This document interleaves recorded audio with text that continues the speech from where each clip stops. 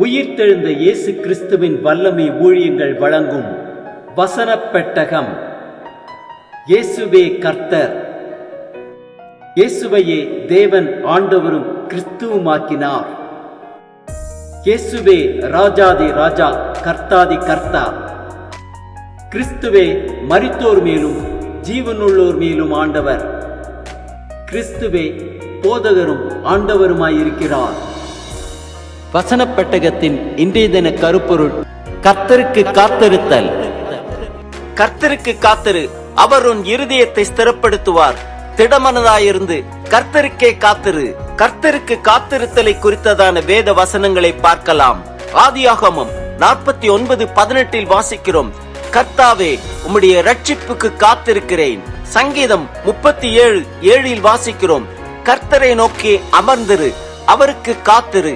காரிய சித்தி உள்ளவன் மேலும் தீவினைகளை செய்கிற மனுஷன் மேலும் எரிச்சலாகாதே. சங்கீதம் 123:2 வாசிக்கிறோம்: இதோ வேலைக்காரரின் கண்கள் தங்கள் எஜமான்களின் கையை நோக்கி இருக்குமா போலவும், வேலைக்காரியின் கண்கள் தன் எஜமாட்டியின் கையை நோக்கி இருக்குமா போலவும், எங்கள் தேவனாகிய கர்த்தர் எங்களுக்கு இரக்கம் செய்யும் வரைக்கும் எங்கள் கண்கள் அவரை நோக்கி இருக்கிறது. சங்கீதம் 25:5 வாசிக்கிறோம்: உம்முடைய சத்தியத்திலே என்னை நடத்தி என்னை போதித்தருளும்.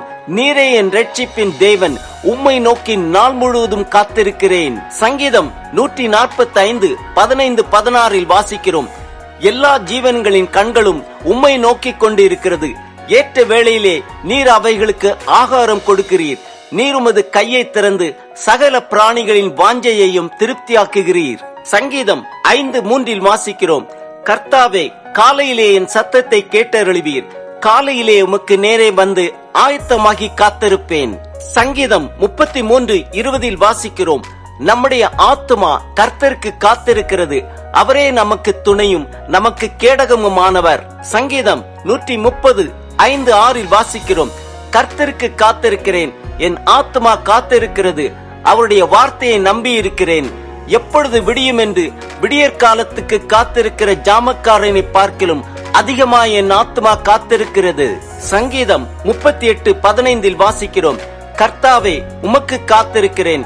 என் தேவனாகிய ஆண்டவரே, நீர் மறு உத்தரவு கொடுப்பீர். சங்கீதம் 37:34 வாசிக்கிறோம்: நீ கர்த்தருக்கு காத்திருந்து அவருடைய வழியை கைக்கொள். அப்பொழுது நீ பூமியை சுதந்திரித்துக் கொள்வதற்கு அவர் உன்னை உயர்த்துவார். துன்மார்க்கர் அறுப்புண்டு போவதை நீ காண்பாய். சங்கீதம் 62:5 வாசிக்கிறோம்: என் ஆத்துமாவே, தேவனையே நோக்கி அமர்ந்திரு. நான் நம்புகிறது அவராலே வரும். சங்கீதம் 37:9 வாசிக்கிறோம்: பொல்லாதவர்கள் அறுப்புண்டு போவார்கள், கர்த்தருக்கு காத்திருக்கிறவர்களோ பூமியை சுதந்திரித்துக் கொள்வார்கள்.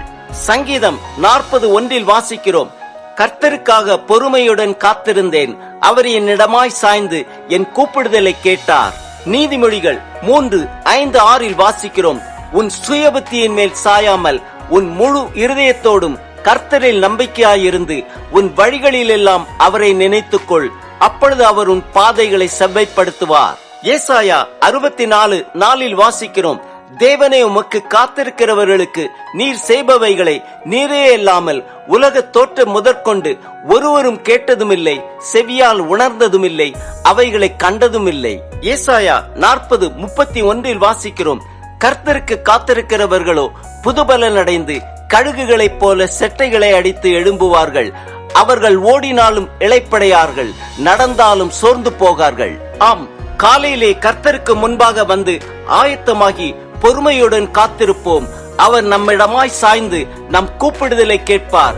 அவர் நம் இருதயத்தை ஸ்திரப்படுத்தி நாம் பூமியை சுதந்திரித்துக் கொள்வதற்கு அவர் நம்மை உயர்த்துவார்.